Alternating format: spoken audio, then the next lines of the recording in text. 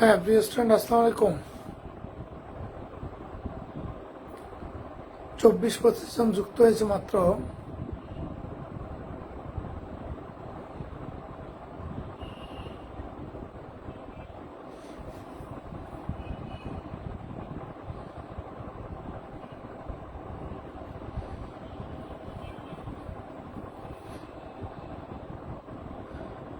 যারা সালাম দিয়েছো, ওয়ালাইকুম আসসালাম। আমরা ধারাবাহিক আলোচনায় চলছি। এই অধ্যায়টা আমি একটু সময় নিয়ে নিয়ে করাচ্ছি, যাতে করে তোমার ভবিষ্যৎ জীবনে কোনো অসুবিধা কোনোদিন না হয়। আমি একটু সময় দিয়েই অধ্যায়টা করাচ্ছি। এই অধ্যায়ের উপর পরীক্ষা আসবে, অধ্যায় শেষেই তোমার পরীক্ষা আসবে। আর এই সোমবারের জীববিজ্ঞান পরীক্ষা আছে, তোমাদের আমি গ্রুপে পোস্ট দিয়ে দেবো। সোমবারে তোমাদের জীববিজ্ঞান পরীক্ষা থাকবে। আগামীকালকে 2টা প্রশ্নের সলভ ক্লাস থাকবে।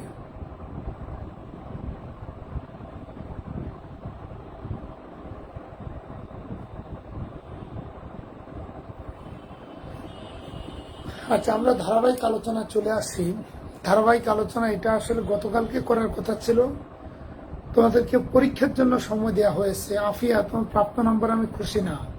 মিষ্টি, প্রাপ্ত নাম্বারে খুশি। তোমরা যা করতেছ, হ্যাঁ, সিকিউ আগে এমসিকিউ হোক, সিকিউ নেওয়ার মতো সুযোগ তো নেই এই মুহূর্তে। তোমরা জানো যে অবস্থা কি চলছে, সেখানে সিকিউ নেব কি করে? এমসিকিউ পরীক্ষা তো সব উল্টাই ফেলতেছে, আর সিকিউ পরীক্ষা নিলে কি করবা? 33 জন লাইভ, 33 জন 34 জন লাইভে উপস্থিত আছো। তাহলে লাইভ কি কন্টিনিউ করবো না স্টপ করে দেব? আমার তো মনে হচ্ছে যে তোমাদের অধ্যায়টাই প্রয়োজন নাই। বাড়িতে বসে ঘুমাচ্ছ, হয় রোজা থাকতেছ, ঘুমাচ্ছ।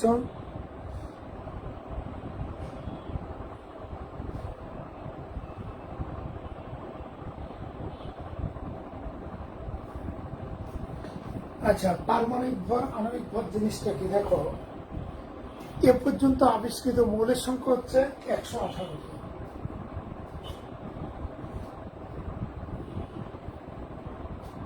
এক একটা পরমাণুর ভর এত ক্ষুদ্র যে এদের মনে রাখা এবং বিভিন্ন হিসাবে ব্যবহার করা, যেমন একটা হাইড্রোজেন পরমাণুর ভর 1.67 ইন্টু 10⁻⁻⁴।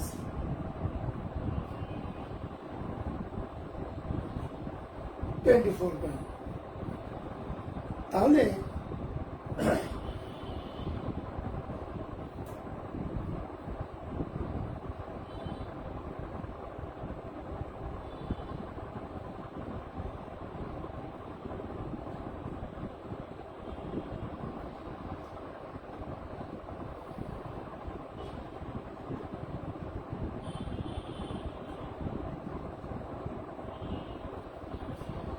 একটা ইউরেনিয়াম, এটা হলো সবচেয়ে হালকা মৌল হাইড্রোজেন পরমাণু ভর। পৃথিবীতে সবচেয়ে ভারী মৌল ইউরেনিয়াম। একটা ইউরেনিয়ামের ভর 3.95 ইন্টু 10⁻22 গ্রাম। এবার মনে করো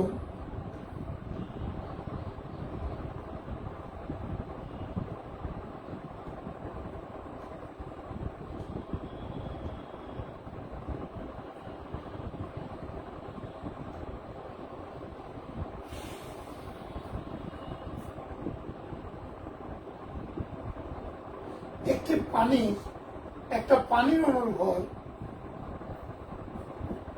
2.98 ইন্টু 10⁻23 গ্রাম। একটা জিনিস খেয়াল করো তো, এই যে 118টা মৌল আবিষ্কার হয়েছে, একটা মৌলের ভর কত ক্ষুদ্র। তাহলে আমার যদি এরকম 118টা মৌলের ভর মুখস্থ রাখতে হয় এবং বিভিন্ন হিসাবে ব্যবহার করতে হয়, তাহলে রসায়ন শিক্ষার কোনো শিক্ষার্থী পাওয়া যাবে না। সবাই বলবে এটা জটিলতম কাজ, এত ছোট ছোট ভর মনে রাখা, বিভিন্ন হিসাবে ব্যবহার করা। পরমাণুর ভর জোর জবরদস্তি করে না 118টা মুখস্থ করলে, কিন্তু পৃথিবীতে তো হাজার হাজার অণু আছে, এই অণুদের ভর তুমি কি করবা? এই জন্য এই চিন্তা থেকে বিজ্ঞানী জন ডাল্টন সর্বপ্রথম তিনি পারমাণবিক ভর ধারণা প্রবর্তন করেন। পারমাণবিক ভর মানে তুলনামূলক ভর। তাহলে বিজ্ঞানী জন ডাল্টন সর্বপ্রথম পারমাণবিক ভর ধারণা প্রবর্তন করেন এবং তিনি হাইড্রোজেন স্কেলটা প্রবর্তন করেন। তাহলে হাইড্রোজেন স্কেলের প্রবর্তনকারী এগুলো অবজারভের জন্য লাগবে বিজ্ঞানী জন ডাল্টন। বিজ্ঞানী জন ডাল্টন করলেন কি, তিনি পৃথিবীর সবচেয়ে হালকা মৌল হচ্ছে হাইড্রোজেন, তিনি প্রতিটা মৌলের ভরকে হাইড্রোজেনের ভর দ্বারা ভাগ করছেন, ভাগ করে একটা তুলনামূলক ভর পেয়েছেন। সাপোজ আমি তোমাকে একটা উদাহরণ দিই, উদাহরণ দিলে তুমি বুঝবা।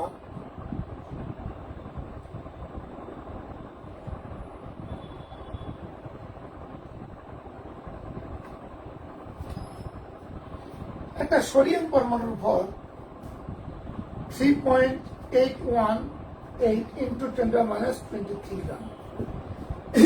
তিনি করলেন কি, ওই যে এই মানটাকে সোডিয়ামের ভরকে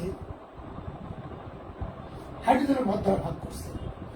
তাহলে 3.81 into 818 into 10⁻23 divided by 1.67 into 10⁻24। তাহলে ভাগ 1.67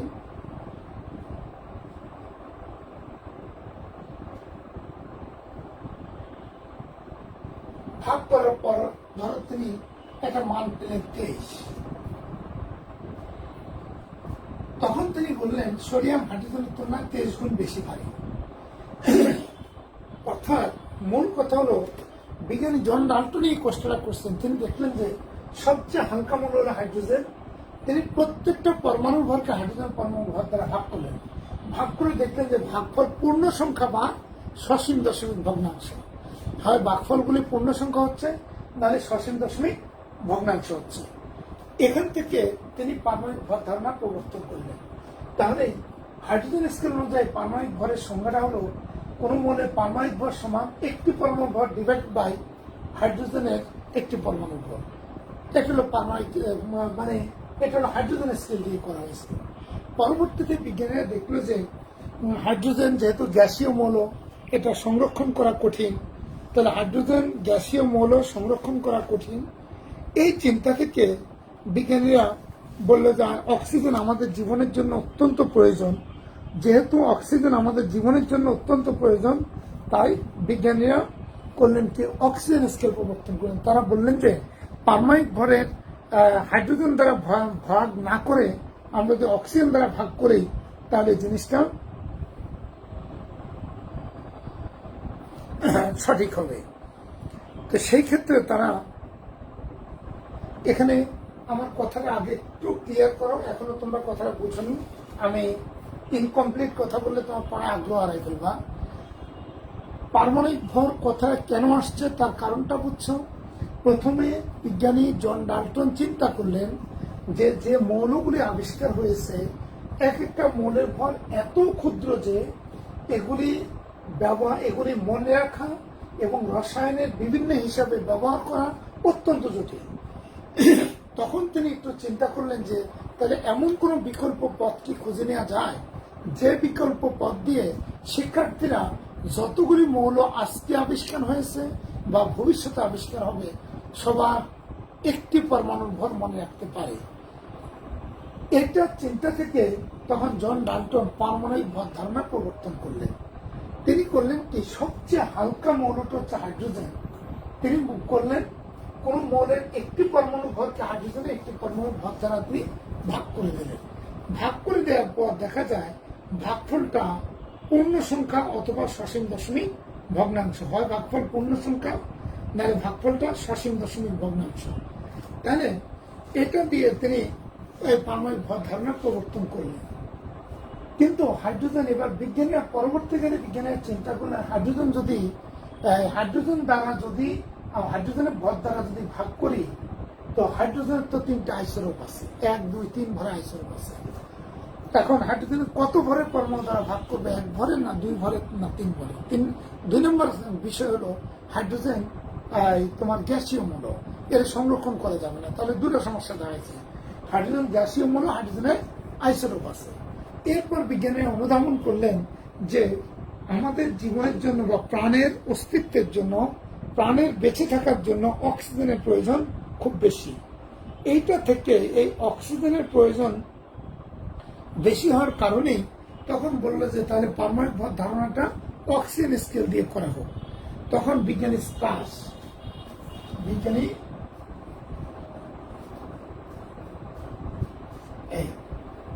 স্টার্স তিনি সর্বপ্রথম 1860 সালে স্টার্স দেয় 1860 সালে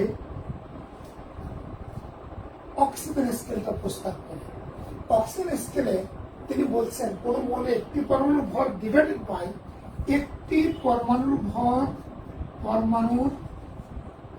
ভর বাই 1/16 গুণ অক্সিজেন একটি পরমাণু ভর, 1/16 গুণ অক্সিজেন একটি পরমাণু ভর, এটা দিয়ে তিনি পারমাণবিক ভরের তুলনা করলেন। কিন্তু এবার অন্য বিজ্ঞানীরা বলল যে হাইড্রোজেনকে যেমন হাইড্রোজেন গ্যাসীয় মৌল, হাইড্রোজেন আইসোটোপ আছে, সংরক্ষণ করা সহজ না, ঠিক অক্সিজেনও তো গ্যাসীয় মৌল, অক্সিজেনও 3টা আইসোটোপ আবিষ্কার হলো 16, 17, 18 ভরের আইসোটোপ। তাহলে হাইড্রোজেনকে যে কারণে বাদ দেওয়া হলো, অক্সিজেনও তো একই কারণে বাদ যেতে পারে। তখন পদার্থ এবং রসায়নবিদ সবাই মিলে সমন্বিত সিদ্ধান্ত নিলেন যে তাহলে এক কাজ করা হোক, পারমাণবিক ভর ধারণা, পারমাণবিক ভরের তৈরি করার জন্য, পারমাণবিক ভর ধারণাটা আনার জন্য কার্বন স্কেলটা নেওয়াই সবচেয়ে ভালো। তাহলে কার্বন কেন? কার্বন হচ্ছে বলছে জীব জগতে সবকিছুর মধ্যে কার্বন আছে, মানে জীবনের অস্তিত্ব আছে, এমন কিছু নেই যার মধ্যে কার্বন নেই, সবকিছুতে কার্বন উপস্থিত আছে। কার্বন সব কঠিন, সহজ প্রাপ্য, সহজে পাওয়া যায়, সংরক্ষণ করা সহজ, এবং কার্বনের যে আইসোটোপগুলি আছে তার মধ্যে কার্বন 12 ভাগ আইসোটোপ, এটা পৃথিবীতে সবচেয়ে বেশি স্টেবল, এটা ন্যাচারাল ডিকে বা ক্ষয় নেই। তখন পদার্থ রসায়নবিদ সবাই মিলে সমন্বিত সিদ্ধান্ত নিলেন পারমাণবিক ভরের আদর্শ হিসেবে কার্বন 12 আইসোটোপের ভরের 1/12 ভরকে নেওয়া হবে। এখন দেখো, যে যাই বলুক না কেন, শুরু তো জন ডাল্টন করছিলেন। জন ডাল্টন চেষ্টা করছেন যে শিক্ষার্থীরা যেন একটি পরমাণু ভর জানে, আবার পারমাণবিক ভরও বের করতে পারে, একটা সিস্টেম আবিষ্কার করে দেওয়ার জন্য। এখন তুমিও দেখবে যে কত সহজে করতে পারো। তো যাই হোক, জন ডাল্টনের কথা, জন ডাল্টন তো পারমাণবিক ভর ধারণার প্রবর্তনকারী। তাহলে তার পারমাণবিক ভর ধারণার কারণে পরবর্তীতে হাইড্রোজেন স্কেল আসলো, অক্সিজেন স্কেল আসলো। তাহলে হাইড্রোজেন স্কেল দিলেন কে? বিজ্ঞানী জন ডাল্টন। অক্সিজেন স্কেল দিলেন কে? বিজ্ঞানী স্টার্স। 1860 সালে বিজ্ঞানী স্টার্স অক্সিজেন স্কেল দিলেন। তারপরে পদার্থ রসায়ন বিজ্ঞানীরা সবাই মিলে সমন্বিতভাবে সিদ্ধান্ত নিলেন না, কার্বন 12 আইসোটোপের ভরের 1/12 ভরকে পারমাণবিক ভরের আদর্শ রূপে নেওয়া হবে। সেখান থেকে পারমাণবিক ভরের সংজ্ঞাটা নতুনভাবে দেওয়া হয়েছে, কোন মৌলের একটি পরমাণুর ভর বাই কার্বন 12 আইসোটোপের ভরের 1/12 ভর। তুমি অনেকে আবার জড়াই ফেলে যে স্যার পারমাণবিক ভরের সাথে, অনেকে আবার জড়াই দেয় যে স্যার একটি পরমাণুর ভর আর পারমাণবিক ভর কি এক জিনিস? একটি পরমাণুর ভর আর পারমাণবিক ভর, পারমাণবিক ভর স্যার এই দুটো কি একই জিনিস? উত্তর না, এই দুটো এক জিনিস না। একটি পরমাণুর ভর বলতে আমরা বুঝি, একটা পরমাণুর ভর বলতে আমরা বুঝি একটা মৌলের পরমাণুর ভিতরে অবস্থিত যে মৌলিক কণিকাগুলি আছে তাদের মোট ভরের যোগফল হলো একটি পরমাণু ভর। মানে ইলেকট্রন, প্রোটন ও নিউট্রনের মোট ভরের যোগফল হচ্ছে একটি পরমাণু ভর। ধরো একটা উদাহরণে যাই, সোডিয়াম, খুব পরিচিত উদাহরণ সোডিয়াম। সোডিয়ামের একটি পরমাণু ভর পাবো কি করে? সোডিয়ামের মধ্যে দেখো 11টা প্রোটন আছে, তাহলে প্রোটন আছে কয়টা? 11টি। আবার নিউট্রন আছে কয়টা? 12টি নিউট্রন আছে। আর ইলেকট্রন আছে কয়টা? ইলেকট্রন আছে 11টি। তো ইলেকট্রনের ভর এত ক্ষুদ্র যে আমরা জানি এটাকে শূন্য ধরা হয়। তাহলে আমি ধরলাম ইলেকট্রনের ভর শূন্য, বাদ ইলেকট্রন। তাহলে সোডিয়ামের একটি পরমাণু ভর বলতে আমরা বুঝি এই 11টি প্রোটনের ভর যোগ 12টি নিউট্রনের ভর, এই দুটো যোগ করলে একটা প্রোটনের ভরকে 11 দিয়ে গুণ করবা, একটা নিউট্রনের ভরকে 12 দিয়ে গুণ করবা। তাহলে সোডিয়ামের একটি পরমাণু ভর যদি আমি বের করতে চাই, সোডিয়ামের একটি পরমাণুর ভর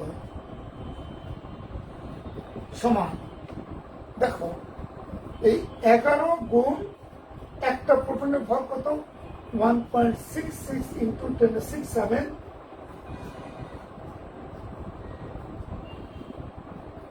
ইন্টু 10⁻24 গ্রাম। আচ্ছা তোমার 3 দিয়েছে কিনা তোমার বইটা আমি একটু দেখিয়ে দিই, কারণ কোথাও শুধু 6-7 দেয়া, কোথাও 3 দেয়া, 6-7-3 দেয়া, এটা নিয়ে সমস্যা বেঁধে যায়। এখানে 6-7-3 আছে আর 6-7-5 আছে। আচ্ছা কোথাও শুধু 6-7 দেয়া, কোথাও 6-7-3 দেয়া, হ্যাঁ ইন্টু 10⁻24 গ্রাম। এটার সাথে যোগ করবো, তাহলে আমি যদি একবার লিখি 11 ইন্টু 1.673 ইন্টু 10⁻24 যোগ এই যে 12 ইন্টু 1.675 ইন্টু 10⁻24, এইটা মিলে হবে তোমার একটি সোডিয়াম পরমাণু ভর। তাহলে একটি পরমাণু ভর হচ্ছে পরমাণু নিউক্লিয়াসে বিদ্যমান প্রোটন ও নিউট্রনের মোট ভরের যোগফল। যেহেতু ইলেকট্রনের ভরকে শূন্য ধরা হয়, তাই ইলেকট্রনের ভরটা বাদ দিয়েছে। কেউ যদি বলো স্যার ইলেকট্রনের ভর যোগ করলে কি ভুল হবে? না, ভুল হবে না। তাহলে তোমার 11টি ইলেকট্রনের ভর যোগ 11টি প্রোটনের ভর যোগ 12টি নিউট্রনের ভর, এটা হচ্ছে পরমাণুর একটি পরমাণু ভর। আর পারমাণবিক ভর হচ্ছে তুলনামূলক ভর। পারমাণবিক ভর আর দেখো একটি পরমাণু ভর আর পারমাণবিক ভরে আকাশ পাতাল ব্যবধান।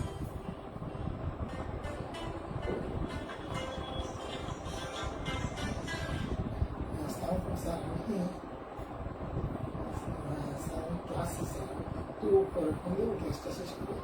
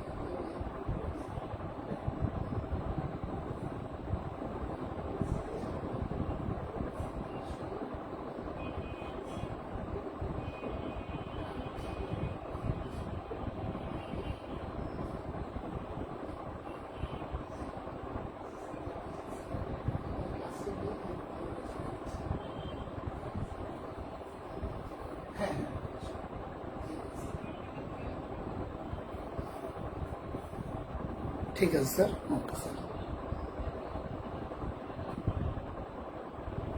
স্যার মেসেজ করে দিয়ে দিলে ভালো হবে। আর যদি নগদ টাকা দিতে বলেন নগদ টাকা দিতে পারবেন, হাতে দেবেন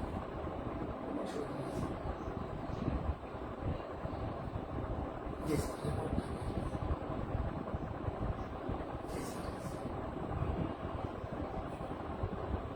ওকে স্যার, জি স্যার। এখন সরি স্টুডেন্ট, আমি একটু সমস্যা হয়ে গেলাম, ফোন আসতে জরুরি। আমরা এই জায়গাগুলি ক্লিয়ার করি। দেখো একটু সময় নিচ্ছি, সময় নেওয়ার অর্থ হচ্ছে তোমরা একটু ক্লিয়ার করে বুঝো। এই জায়গাগুলি ছোট ছোট জিনিস, কিন্তু ছোট জিনিসের সমস্যা বেশি থাকে। পারমাণবিক ভর আমরা তো বুঝলাম যে পারমাণবিক ভর এখনো পুরোপুরি বুঝে আসেনি, আমরা বোঝানোর চেষ্টা করছি। তোমার প্রশ্ন হবে স্যার একটা পরমাণু ভর আর পারমাণবিক ভরের দুটোর মধ্যে আমি জড়াই ফেলতেছি। হ্যাঁ তুমি জড়াই ফেলছো এই কারণে একটা পরমাণু ভর হলো ওই পরমাণুর নিউক্লিয়াসের মধ্যে বিদ্যমান প্রোটন নিউট্রনের মোট ভরের যোগফল। এখন তুমি যদি বলো স্যার একটা ক্যালসিয়াম পরমাণু ভর কত, আমি বললাম আচ্ছা ক্যালসিয়ামের প্রোটন সংখ্যা কত? স্যার প্রোটন সংখ্যা 20টা, নিউট্রন সংখ্যা কত? 20টা। তাহলে 20টা প্রোটনের ভর যোগ 20টা নিউট্রনের ভর যোগ 20টা ইলেকট্রনের ভর। তাহলে ইলেকট্রন যদি শূন্য ধরে ইলেকট্রনের ভর, তাহলে এগুলো 20টা প্রোটনের ভর আর 20টা নিউট্রনের ভর, এগুলো পরমাণু একটি পরমাণু ভর। ক্লিয়ার কথা? আচ্ছা ধরো তুমি চলে আসি, তোমার মনে হলো স্যার একটা স্ক্যান্ডিয়ামের পরমাণু ভর কত? তাহলে স্ক্যান্ডিয়াম পরমাণু যদি এটা 43 হয়, এটা 21 হয়, তাহলে একটা স্ক্যান্ডিয়ামের প্রোটন আছে কটা 21টা, নিউট্রন আছে কটা 22টা। 21টা প্রোটনের ভর যোগ 22টা নিউট্রনের ভর যোগ 21টা ইলেকট্রনের ভর, সব মিলে হলো মোট ভর। এই যে মোট ভর, সব মিলে হলো মোট ভর। ক্লিয়ার কথা? তাহলে এটা একটা একটি পরমাণুর ভর। আর পারমাণবিক ভর হচ্ছে, পারমাণবিক ভর কিন্তু এরকম না। পারমাণবিক ভর হলো একটি পরমাণু ভর কার্বন 12 স্তরের ভরের 1/12 তুলনায় যতগুণ ভারী। কোন মৌলে একটি পরমাণু কার্বন 12 স্তরের ভরের 1/12 তুলনায় যতগুণ ভারী। এখন ধরো দ্বিগুণ ভারী হতে পারে, 23 গুণ ভারী হতে পারে। সাপোজ তোমাকে বললাম, আচ্ছা নাইট্রোজেনের পারমাণবিক ভর 14, এটা বলতে কি বুঝো? স্যার নাইট্রোজেনের একটি পরমাণু কার্বন 12 স্তরের ভরের 1/12 তুলনায় 14 গুণ বেশি ভারী। জিঙ্কের পারমাণবিক ভর 65.4 ধরো। তোমার এখন বইতে কিন্তু পূর্ণ সংখ্যা দেওয়া আছে, আমি অরিজিনাল মাত্রা দিলাম 65.4। এটা বলতে কি বুঝো? স্যার জিঙ্কের একটি পরমাণু ভর কার্বন 12 স্তরের ভরে 1/12 তুলনায় 65.4 গুণ বেশি ভারী। আচ্ছা, এবার তোমাকে বলা হলো যে পটাশিয়ামের পারমাণবিক ভর 39, এটা বলতে কি বুঝো? স্যার পটাশিয়ামের একটি পরমাণু কার্বন একটি পরমাণুর ভর কার্বন 12 স্তরের ভরের 1/12 তুলনায় 39 গুণ বেশি ভারী। এর মানে পারমাণবিক ভর যে তুলনামূলক ভর, এই কথাটা বুঝছো? পারমাণবিক ভরের মিনিংটা ক্লিয়ার? তো যদি তোমাকে বলা হয় লিথিয়ামের পারমাণবিক ভর, লিথিয়ামের পারমাণবিক ভর হচ্ছে 7, এটা বলতে কি বুঝো? লিথিয়ামের একটি পরমাণু কার্বন 12 স্তরের ভরের 1/12 তুলনায় যতগুণ ভারী তাকে লিথিয়ামের পারমাণবিক 12 তুলনায় 7 গুণ ভারী। তখন এই জাতীয় কথা বলবো। তাহলে ফার্স্ট হলো যে একটি পরমাণুর ভর কি? একটি পরমাণুর ভর হচ্ছে কোন মৌলের নিউক্লিয়াসে বিদ্যমান প্রোটন ও নিউট্রনের মোট ভরের যোগফল, একটি পরমাণু ভর। অথবা মৌলিক কণিকাগুলি, স্থায়ী মৌলিক কণিকাগুলির মোট ভরের যোগফল। ইলেকট্রন বললে অসুবিধা নেই। আর পারমাণবিক ভর সংজ্ঞাটা বলে দিয়েছি, মৌলে একটি পরমাণুর ভর কার্বন 12 স্তরের ভরের 1/12 তুলনায় যতগুণ ভারী। 2 নম্বর পার্থক্য, এটা পার্থক্য করতেছি। 2 নম্বর পার্থক্য, একটি পরমাণুর ভরের একক হলো গ্রাম, আর পারমাণবিক ভরের কোনো একক নাই। একক নাই, তাহলে পারমাণবিক ভরের কোনো একক নাই, আর একটি পরমাণুর ভরের একক হচ্ছে গ্রাম। মোটামুটি এগুলো পার্থক্য শিখলেই যথেষ্ট। এবার আমরা এখানটা একটু ক্লিয়ার করে নিয়ে আসি। দেখো ডাল্টন কত চমৎকার পদ্ধতি আবিষ্কার করছে, তোমার এখন বুঝতে কতটা সহজ হবে। তাই পারমাণবিক ভর সমান একটি পরমাণু ভর বাই কার্বন 12 স্তরের ভরে 1/12 ভর। দেখা গেছে কার্বন 12 স্তরের ভরে 1/12 ভর হচ্ছে 1.66 ইন্টু 10⁻24 গ্রাম। কার্বন 12 স্তরের 1/12 ভরই হচ্ছে 1.66 ইন্টু 10⁻24 গ্রাম। এটাকে বলা হয়েছে 1 AMU সমান 1.66 into 10⁻24 gram. Atomic mass unit, atomic mass unit, এটা পারমাণবিক ভর একক। তাহলে 1 AMU সমান 1.66 ইন্টু 10⁻24 গ্রাম। পরীক্ষা দেখা গেছে যে কার্বন 12 স্তরের ভরের 1/12 ভর হচ্ছে 1.66 ইন্টু 10⁻24 গ্রাম। এইটাকে বলা হয়েছে 1 AMU। মনে রাখার জন্য সহজেই শিক্ষার্থীরা সারা জীবনের জন্য শিখে যাবে যে 1 AMU সমান এত গ্রাম। তাহলে লিখলো এই এত গ্রাম একটি পরমাণু ভর বাই 1 AMU। এবার দেখো সেই চমৎকার জিনিসটা। এবার আমি যদি বলি একটি পরমাণু ভর, তুমি বলে স্যার কোনাকুনি গুণ করে দেন, বজ্রগুণ করে দেন। একটি পরমাণু ভর সমান পারমাণবিক ভর গুণ 1 AMU। এইবার হাইড্রোজেনের একটি পরমাণু ভর মনে রাখা আমাদের কঠিন, নাইট্রোজেনের একটি পরমাণু ভর মনে রাখা কঠিন, জিঙ্ক, পটাশিয়াম, আয়রন এর একটি পরমাণু ভর মনে রাখা কঠিন। এখন তুমি দেখো ওই জটিল ভরটাই তোমার কাছে কত সহজ হয়ে গেছে। তুমি তো পারমাণবিক ভরটা মুখস্থ জানো নিশ্চয়ই। 1 থেকে 40 পর্যন্ত পারমাণবিক ভর তো তোমার মুখস্থ দেয়। 1 থেকে 40 না, 1 থেকে 20 পর্যন্ত মৌলের পারমাণবিক ভর জানো। তাহলে এখন যদি আমি তোমাকে বলি যে তুমি বলো তো ক্যালসিয়ামের পারমাণবিক ভর কত, বলে স্যার ক্যালসিয়ামের একটি পরমাণু ভর কত, বলে স্যার ক্যালসিয়ামের একটি পরমাণু ভর হলো পারমাণবিক ভর গুণ 1 AMU। তাহলে এর মানে 40 AMU। ক্যালসিয়াম পারমাণবিক ভর তো 40, তোমার মুখস্থ আছে। তাহলে 40 AMU মানে 40 গুণ 1.66 ইন্টু 10⁻24 গ্রাম। আচ্ছা, আমি বললাম পটাশিয়ামের একটি পরমাণুর ভর কত, একটি পরমাণুর ভর মনে রাখাটা কত জটিল ছিল। আর এখন জন ডাল্টন বা পরবর্তীকালে বিজ্ঞানীরা মিলে একটা পূর্ণ সংখ্যা বা সসীম দশমিক ভগ্নাংশে নিয়ে আসছে মানগুলি। এখন আমাদের পটাশিয়ামের একটি পরমাণু ভর জানতে হলে তুই বলবে স্যার 19 AMU। হাইড্রোজেনের পারমাণবিক ভর 1, সুতরাং হাইড্রোজেনের একটি পরমাণু ভর 1 AMU। আচ্ছা, নাইট্রোজেনের একটি পরমাণু ভর 14 AMU, কার্বনের একটি পরমাণু ভর 12 AMU। ঠিক আছে, এবার এইরকম তুমি পারমাণবিক ভরটা যদি জেনে যাও, তুমি তো মোটামুটি ধরো অ্যালুমিনিয়াম পারমাণবিক ভর অ্যালুমিনিয়াম পারমাণবিক ভর জানো 27। তাহলে একটি পরমাণু ভর কত? অ্যালুমিনিয়ামের একটি পরমাণু ভর হবে এই যে 27 AMU। তা সিলিকনের একটি পরমাণু ভর হবে 28 AMU, সিলিকনের তো 28 পারমাণবিক ভর, তাহলে 28 AMU। এরকম ফসফরাসের একটি পরমাণু, ফসফরাসের পারমাণবিক ভর হচ্ছে 31, তাহলে একটি পরমাণু ভর হবে 31 AMU। তাহলে এখন তুমি চিন্তা করে দেখো, তোমার যদি কেউ জিজ্ঞেস করে যে একটি পরমাণু ভর তুমি বের করতে পারবা, তুমি বলে জি স্যার পারবো। একটি পরমাণু ভর হলো পারমাণবিক ভর কোনো 1 AMU। আমি যদি পারমাণবিক ভরটা জেনে গেলেই আমি সহজে বের করতে পারবো।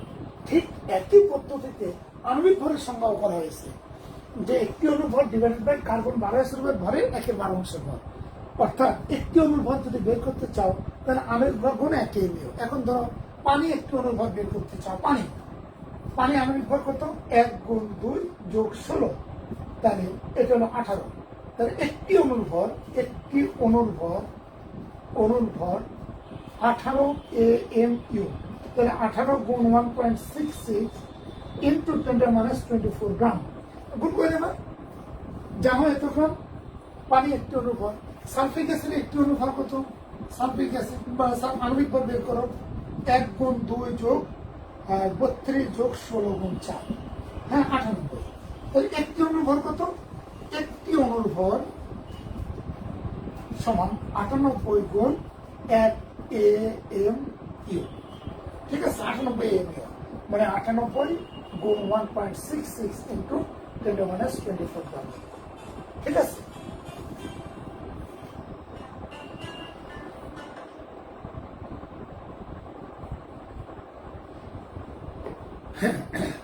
এখন একটি অনুপাত যদি পারো 10টি অনুপাত বের করার অসুবিধা আছে। 10 কোটি অনুভর তোমার যদি কেউ প্রশ্ন করলো, তোমার প্রশ্ন করালো কপার সালফেটের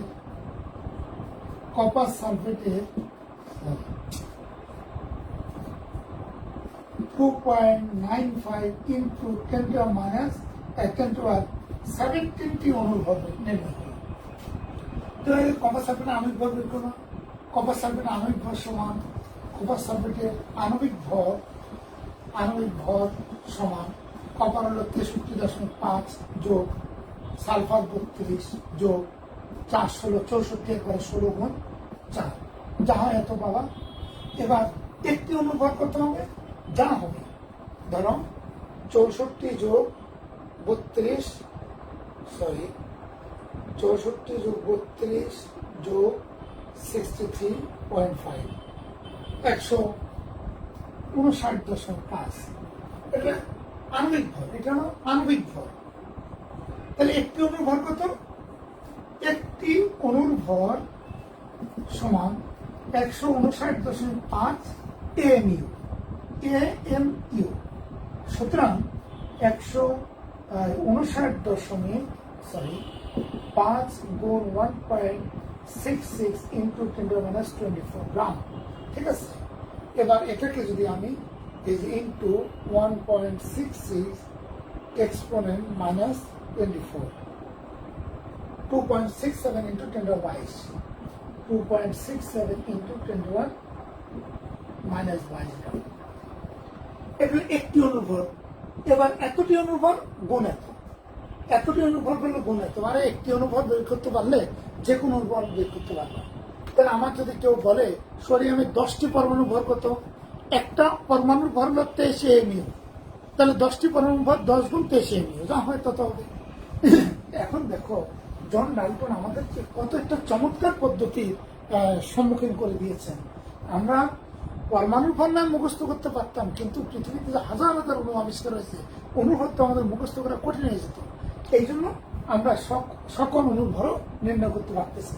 যত অণু পৃথিবীতে আছে সকলের একটি অণুর ভর 10টি অণুর ভর 1 কোটি 10 কোটি যত সংখ্যক বলে তত সংখ্যক অণুর ভর আমরা নির্ণয় করতে পারবো। এই হচ্ছে আমাদের আণবিক ভর। তাহলে দেখো, আণবিক ভর আর পারমাণবিক ভরের কোনো একক নাই, উপরে ভর নিচে ভর, এরা একই জাতীয় দুটি রাশির অনুপাত বলে এদের কোনো একক হয় না। এটা মাথায় রাখবে, একই জাতীয় দুটি রাশি অনুপাত, এই জন্য আণবিক ভর এবং পারমাণবিক ভর দুইজনেরই কোনো একক নেই। ক্লিয়ার? আচ্ছা, এবার আণবিক ভর ও পারমাণবিক ভর নিয়ে কোনো প্রশ্ন থাকলে প্রশ্ন করো, আমরা একটু সামনের দিকে আগাবো। শারিন জামান, আমি তোমার পরীক্ষা প্রাপ্ত নাম্বার ইত্যাদিতে অসন্তুষ্ট। শারিন, তুমি ঠিক করো, আইডি ব্যবহার করে আমাদের বৃষ্টি, তুমি তোমার পরীক্ষা ঠিক করো, তুমি পড়ালেখার থেকে একটু দূরে সরে যাচ্ছ। আচ্ছা, ইয়ারের জিম, আচ্ছা জিম আছে, আমাদের জিম তো আছে, জিমও প্রাপ্ত নাম্বার এরা যা করতেছে। নুসরাত অথই, কি বলবো, সবার অবস্থায় খারাপ। আচ্ছা, পরে পরীক্ষাটা তোমাদের জীববিজ্ঞান পরীক্ষা হবে, জানাই দেবো, তোমরা করবা। শামিমার আইডি ব্যবহার করে ক্লিয়ার। আচ্ছা, ঠিক আছে। এবার প্রশ্ন আসছে যে স্যার, আমরা অনেক সময় দেখি পারমাণবিক ভর পূর্ণ সংখ্যা, আবার কোথাও দেখি পারমাণবিক ভর ভগ্নাংশ। কখন পারমাণবিক ভর ভগ্নাংশ হয়, কখন পূর্ণ সংখ্যা হয়? পূর্ণ সংখ্যা আর ভগ্নাংশ কেন হয়? দেখো, জেনারেলি দেখা গেছে যে সকল মৌলের কোনো আইসোটোপ নেই, যাদের কোনো আইসোটোপ নেই, তাদের ক্ষেত্রে দেখা গেছে পারমাণবিক ভর একটা পূর্ণ সংখ্যা। আর যাদের আইসোটোপ আছে, আইসোটোপ প্রাপ্তির উপর ভিত্তি করে, আইসোটোপের শতকরা প্রাপ্তির উপর ভিত্তি করে পারমাণবিক ভর পূর্ণ সংখ্যা হতে পারে অথবা ভগ্নাংশ হতে পারে। অর্থাৎ যেমন আইসোটোপ থাকলে যে পারমাণবিক ভর ভগ্নাংশ হবে এমন কোনো কথা নেই। সোডিয়ামের পারমাণবিক ভর 23, সোডিয়ামের 3টা আইসোটোপ। এরপরে অনেকে অক্সিজেনের পারমাণবিক ভর 16, অক্সিজেনের 3টা আইসোটোপ। ঠিক আছে, কার্বনের পারমাণবিক ভর 12, কার্বনের 4টা আইসোটোপ আছে, 4টা আছে, 11, 12, 13, 14। এর মধ্যে সবচেয়ে স্টেবল আইসোটোপ হচ্ছে 12, আর আনস্টেবল আইসোটোপ হচ্ছে 14 ভরের পরমাণুটা ন্যাচারাল ডিকে হয়, ক্ষয় হয়ে যায় আস্তে আস্তে, এবং এটা ধীরে ধীরে ক্ষয় হতে শুরু করে, রেডিয়েশন করতে থাকে। কিন্তু 12 ভরের পরমাণু কোনো রেডিয়েশন করে না, স্টেবল।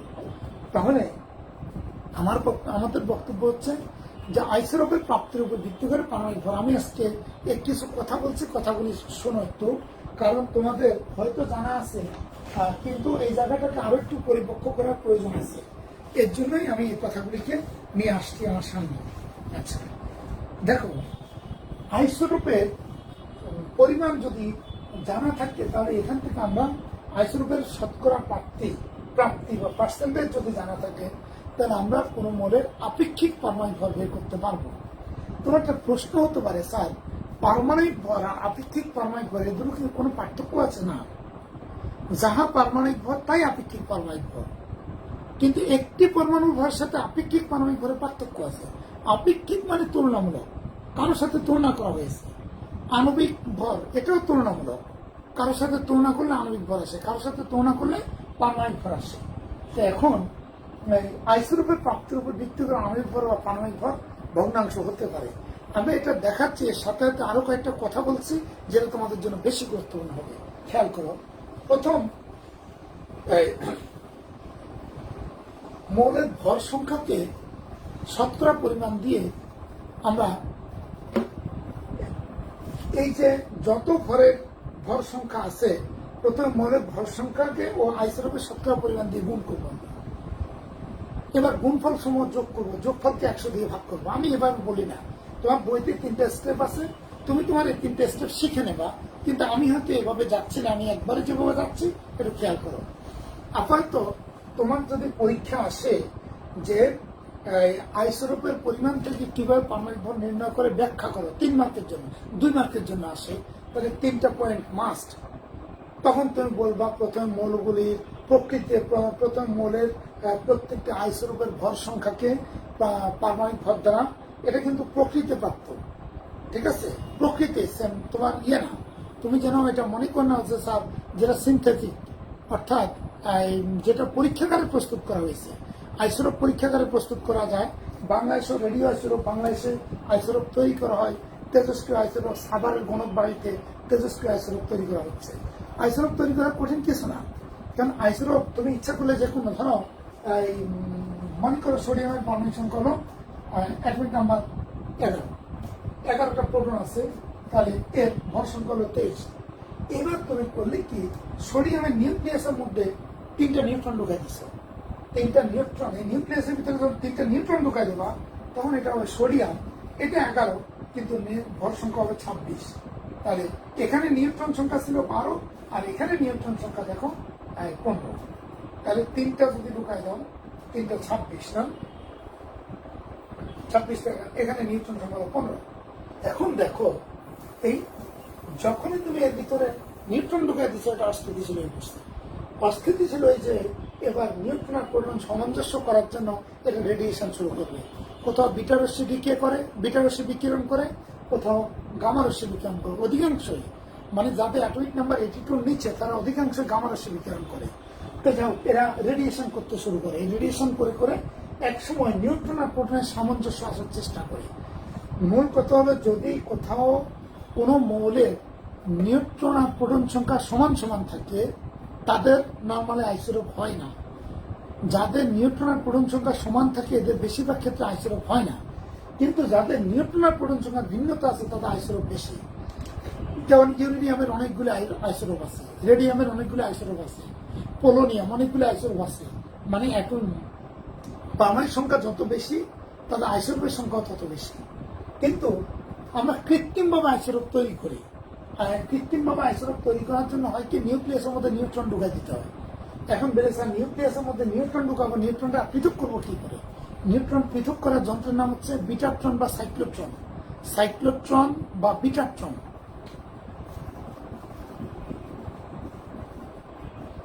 বিটাট্রন অথবা সাইক্লোট্রন, এই বিটাট্রন বা সাইক্লোট্রন যন্ত্র এর সাহায্যে নিউক্লিয়াসকে নিউট্রনকে পৃথক করে ফেলা হয়। নিউট্রনকে পৃথক করে অন্য মৌলের বিশেষ প্রসেসের সাহায্যে অন্য মৌলের নিউক্লিয়াসের মধ্যে নিউট্রনটা ঢুকাই দেয়, ঢুকাই দিয়ে ওকে আইসোটোপ করে ফেলে। কারণ আইসোটোপে আমরা তো জানি পারমাণবিক সংখ্যা একই, দেখো পারমাণবিক সংখ্যা কিন্তু 11, নিউট্রন সংখ্যা ভিন্ন, ফলে এরা পরস্পর আইসোটোপ হয়ে গেছে। তাহলে এভাবে আইসোটোপ যদি তোমার আরেকটা যদি 5টা নিউট্রন ঢুকাই দিত, 5টা নিউট্রন ঢুকাই দিলে তখন এই সোডিয়ামে থাকতো এটা, কিন্তু এটা হতো তখন 28। এর 3 জন পরস্পর আইসোটোপ হয়ে যেত।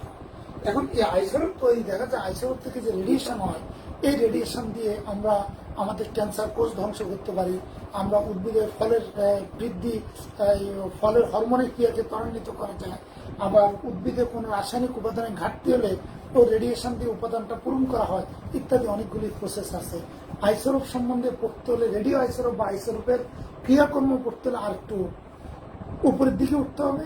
আর আমি এটা পড়তে গেলে বলতে গেলে আমার দূর একটা ক্লাস লেগে যাবে, অনেক সময় লেগে যাবে, অনেকক্ষণ সময় লাগবে, ফলে তোমার বিরক্তি চলে আসবে। আমি মূল জায়গাটায় চাই যেটা দিয়ে তোমার কাজ করতে চাচ্ছি। এখন ধরো তোমার কাজ হলো, আমি বলতে চাচ্ছি কৃত্রিমভাবে আইসোটোপ দিয়ে কিন্তু পারমাণবিক ভর হিসাব করা হয় না। যেটা ন্যাচারালি প্রডিউস, প্রকৃতিতে প্রাপ্ত আইসোটোপের পার্সেন্টেজের উপর ভিত্তি করে পারমাণবিক ভর হিসাব করা হয়। তুমি তোমার বইটা যদি পড়ো, তুমি তোমার বইটা সুন্দর করে ধাপ 1 লিখবা, যে প্রথমে মৌলের ভর সংখ্যাকে, যেটা ভর সংখ্যাকে প্রকৃতিতে প্রাপ্ত আইসোটোপের পারমাণবিক ভর দ্বারা গুণ করতে হবে। এবার আইসোটোপের শতকরা পরিমাণ দ্বারা গুণ করতে হবে। ভর সংখ্যাকে প্রকৃতিতে প্রাপ্ত আইসোটোপের শতকরা পরিমাণ দিয়ে গুণ করতে হবে। নাম্বার 2, গুণফল সমূহকে যোগ করতে হবে। নাম্বার 3, যোগফলকে 100 দ্বারা ভাগ করতে হবে। এটা হচ্ছে পদ্ধতিগত কথা। আর আমরা পদ্ধতিগত কথায় না এসে আমি একটু উদাহরণে যাই। দেখো ব্রোমিনের 2টা আইসোটোপ আছে, এর ব্রোমিন 79, আরেকটা আইসোটোপ হচ্ছে এটা আছে 52% সব প্রকৃতিতে, আর ব্রোমিন একটা আছে 81, এর পার্সেন্টেজ আছে প্রকৃতিতে 49.48%। এবার বলছে ব্রোমিনের আপেক্ষিক পারমাণবিক ভর কত। তো আমরা একবার লিখব ব্রোমিন এর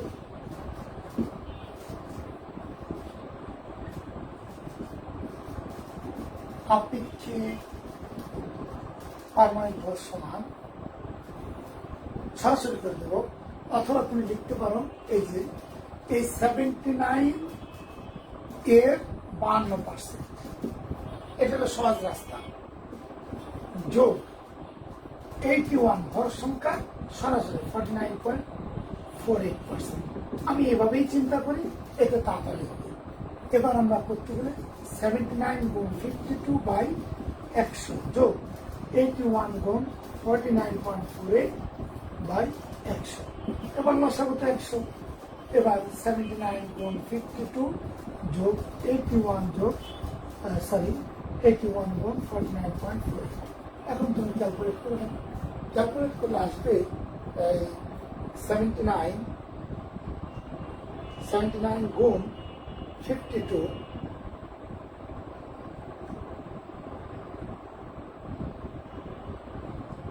যোগ 81 গুণ 49.48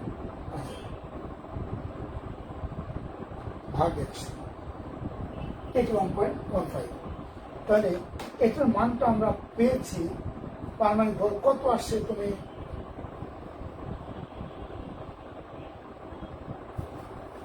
আরেকবার একটু করি, ভুল হচ্ছে কিনা। 79 গুণ 52 ব্র্যাকেট যোগ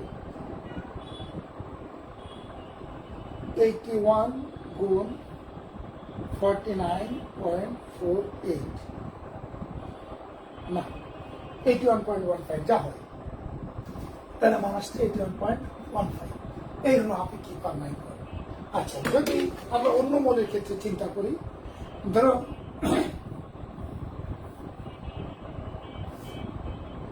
অক্সিজেনের ক্ষেত্রে আসে।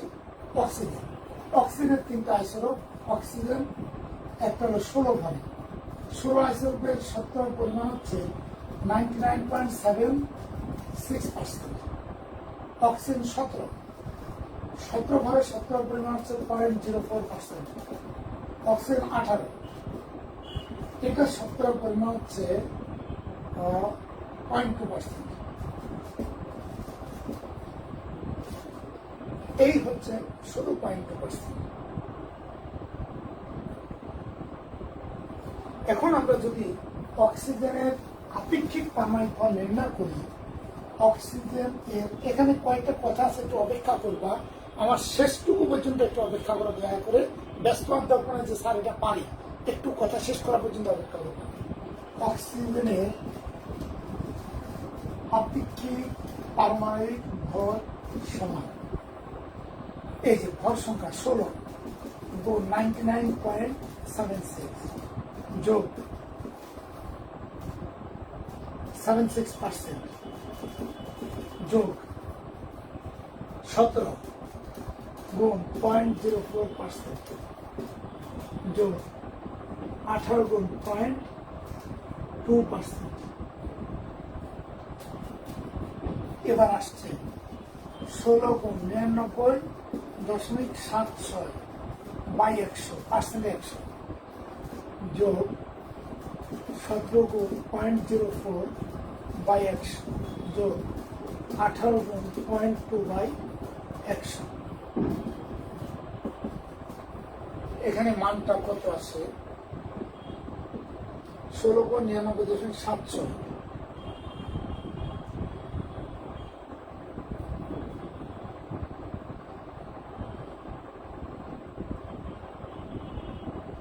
17 গুণ একবার দিয়ে দিলাম 0.04 যোগ 18 গুণ 0.2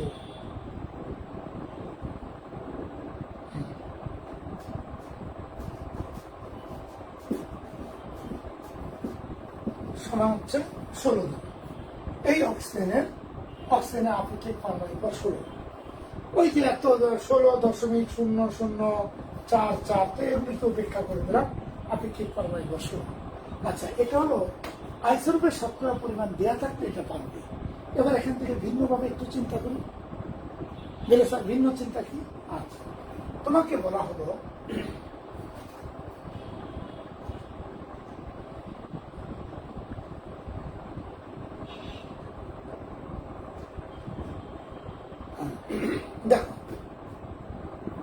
বলা হলো অক্সিজেনের 3টি আইসোটোপ আছে। অক্সিজেনের 3টি আইসোটোপ আছে, 16, 17, 18। আচ্ছা, আমরা আগে দুটো নিয়ে কাজ করি, তারপর 3টা বসে দিই, 3টি বোঝাই। আমি যে প্রশ্ন করতে যাচ্ছি সেটা তো ঠান্ডা মাথায় শুনে নাও। ধরো আমি চলে যাই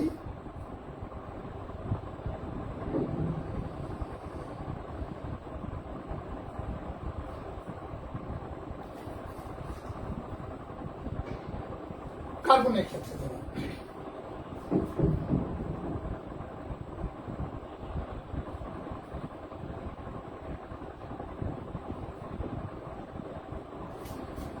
তোমার যদি এরকম হয়, দুটা মৌলের ক্ষেত্রে কার্বনের দুটা আইসোটোপ, কার্বনের 11 ভরের 12 ভরের আইসোটোপের সংখ্যা প্রকৃতিতে প্রাপ্ত 98.9%, আর কার্বন 11 ভরের আইসোটোপ প্রকৃতিতে প্রাপ্ত 1.1%।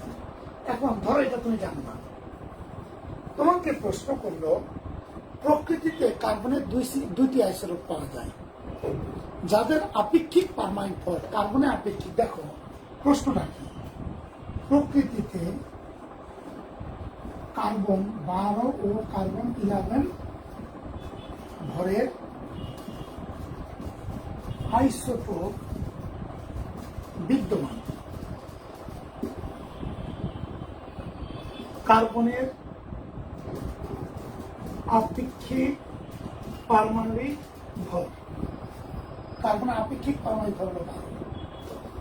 এবার বললো আইসোটোপ দ্বয়ে 12 হলে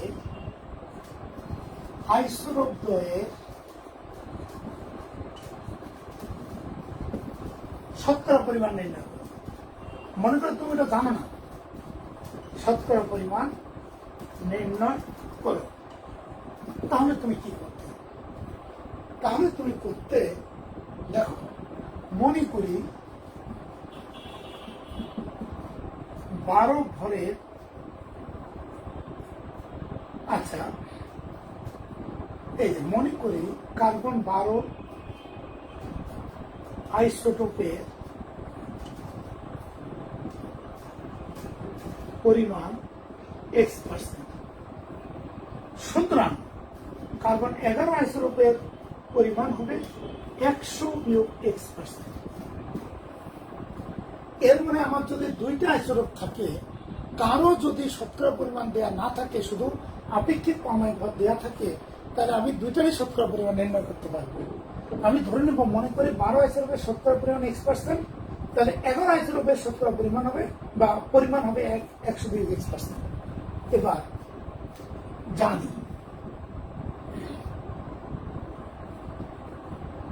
আপেক্ষিক কার্বনের আপেক্ষিক পারমাণবিক ভর, কার্বনের আপেক্ষিক পারমাণবিক ভর সমান। এবার তুমি নিজেই তৈরি করো, একবারও করতে পারো 100 দিয়ে ভাগ, 100 দিয়ে একবারই করে দিলাম। দেখো এই যে 12 গুণ x প্লাস 11 গুণ 100 বিয়োগ x, দেখছো? আর যদি বলে স্যার বুঝতে পারেনি, তাহলে আর একটু ক্লিয়ার করি। এই যে 12 গুণ x% যোগ 11 গুণ 100 বিয়োগ x%। ভর সংখ্যাকে শতকরা পরিমাণ দিয়ে গুণ করছি, গুণফল সমান যোগ করছি, শতকরা পরিমাণ দিয়ে গুণ করে গুণফল সমান যোগ করছি। এবার আমি আসলাম 12x প্লাস 11 ইন্টু 100 বিয়োগ x বাই 100। আর এই পারমাণবিক ভরের জায়গায় 12, এটা তো দিয়ে দিছে প্রশ্নে, এখানে দিয়ে দিছে, এটা 12 লিখে দিয়ে ক্যালকুলেশন করলে আমার x এর মান বেড়ে যাবে। এবার x এর মানটা 100 দিয়ে বিয়োগ করলে আমি অপর মানটা পেয়ে যাবো। এটা একটা পদ্ধতি। আচ্ছা, তোমরা যদি পরে কথাটা বুঝতে চাও যে স্যার কি বলতে চাচ্ছে, আমরা একটু ক্লিয়ার করি। অক্সিজেনের 3টা আইসোটোপ আছে, কোন মৌলের ধরো 3টা আইসোটোপ আছে, একটা শতকরা পরিমাণ দেওয়া আছে আর বাকি দুটো দেওয়া নেই, তাহলে আমরা কি করব? প্রশ্নটা খেয়াল করি। প্রকৃতিতে, আমি প্রশ্ন দিচ্ছি, প্রকৃতিতে অক্সিজেন 16 অক্সিজেন 17, অক্সিজেন 18 ভরের আইসোটোপ বিদ্যমান। আচ্ছা, 1% একটা দিয়ে দিল। অক্সিজেন 18 এর পরিমাণ 0.2% এবং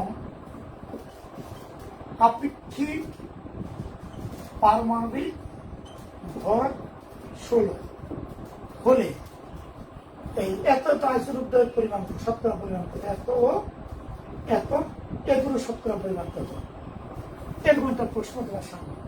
আমি বলতে চাচ্ছি, কারো যদি 3টা আইসোটোপ থাকে, একজনের শতকরা পরিমাণ দেওয়া থাকলে বাকি 2জন তুমি নির্ণয় করতে পারবা। কারো যদি 4টা আইসোটোপ থাকে, 2জনের শতকরা পরিমাণ দেওয়া থাকলে বাকি 2জন তুমি নির্ণয় করতে পারবা। কারো যদি 5টা আইসোটোপ থাকে, 3জনের শতকরা পরিমাণ দেওয়া থাকলে বাকি 2জন তুমি নির্ণয় করতে পারবা। এভাবে খেয়াল করো। মনে করি অক্সিজেন 16 আইসোটোপের পরিমাণ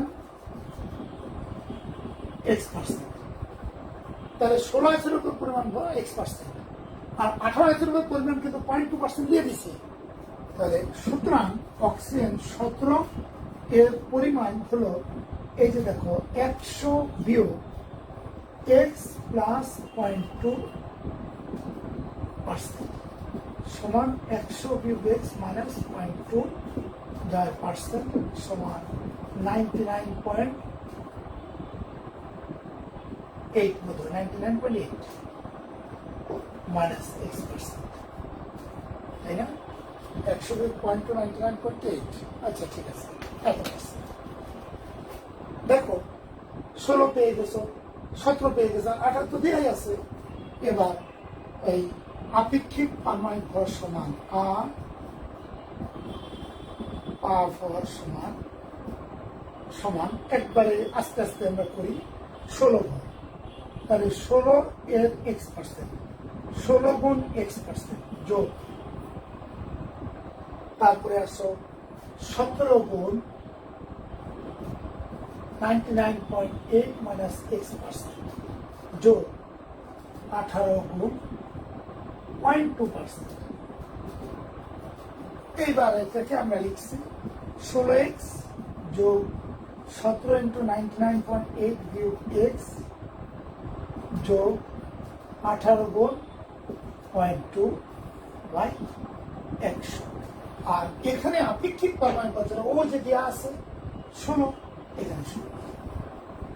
এবার তুমি ক্যালকুলেট করবে, করে X এর মান বের করবা। X এর মান বের করলে 16 করে আইসোটোপ পাবা, আর এই এতর থেকে X বিয়োগ করলে 17 করে আইসোটোপ পেয়ে যাবে। এখন যদি তোমার বলা হয় যে স্যার একটা মৌল, ধরো X একটা মৌল, X এর 14, X 15, X 17, X 20 ভরের 4টা আইসোটোপ আছে। এখন 2টা পরিমাণ দেওয়া আছে, ধরো 2টা পরিমাণ দেওয়া আছে। X 14 এর পরিমাণ দেওয়া আছে ধরো 0.02%, X 15 পরিমাণ দেওয়া আছে ধরো 1.3%। আগে তুমি এটা একটু শর্ট নোট লিখে দাও, তারপর আমার এই কথাটা একটু শুনো।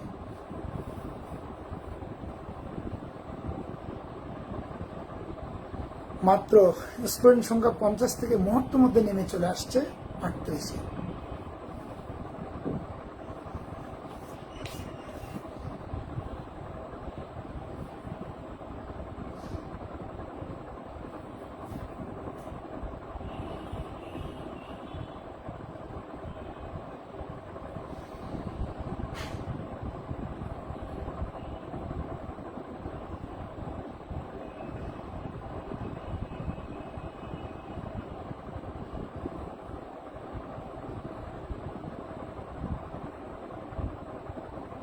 তোমরা পড়ায় মনোযোগ দিতে বলছি।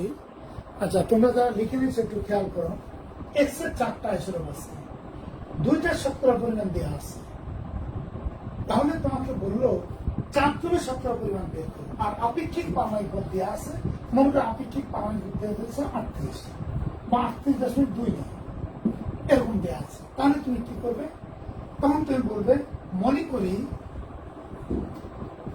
x 17 ঘরে আইসোটোপ হচ্ছে x%, আর x 20 ঘরে আইসোটোপ হবে তখন এই যে 100 বিয়োগ 0.02 যোগ 1.3 যোগ x %। এই হচ্ছে পদ্ধতি। আমার যদি কোনো মৌলে 5টা আইসোটোপ থাকে তাহলে 3 জনের শতকরা পরিমাণ দেওয়া থাকলে বাকি 2 জনেরটা তুমি বের করতে পারবা। 10টা আইসোটোপ থাকলে 8 জনের শতকরা পরিমাণ দেওয়া থাকলে বাকি 2 জনেরটা বের করতে পারবা। আর যদি 2টা আইসোটোপ থাকে তাহলে 2 জনের কারো শতকরা পরিমাণ দরকার নাই, শুধু আপেক্ষিক পারমাণবিক ভর দেওয়া থাকলে তুমি এদের শতকরা পরিমাণটা প্রকৃত প্রাপ্ত শতকরা পরিমাণ বের করতে পারবে। ঠিক আছে, এ পর্যন্ত আজকে থাকুক, কারণ তোমাদের উপস্থিতি আমি অসম্ভব খুশি, তোমাদের উপস্থিতি পরিমাণে আমি খুব খুশি। ওই জন্য এটা আগে দেখলে আমি আগেই ক্লাস বন্ধ করে দিতাম। কারণ তোমরা সব পারো তো, এমনি পরীক্ষা দিতে গেলে বেয়াদব ছেলে মেয়েগুলি যখন পরীক্ষা দিতে যাই তখন দেখা যায় পাও, 15 পাও, 12 পাও, 13 পাও, অসভ্য ছেলে মেয়েগুলি কোথাকার।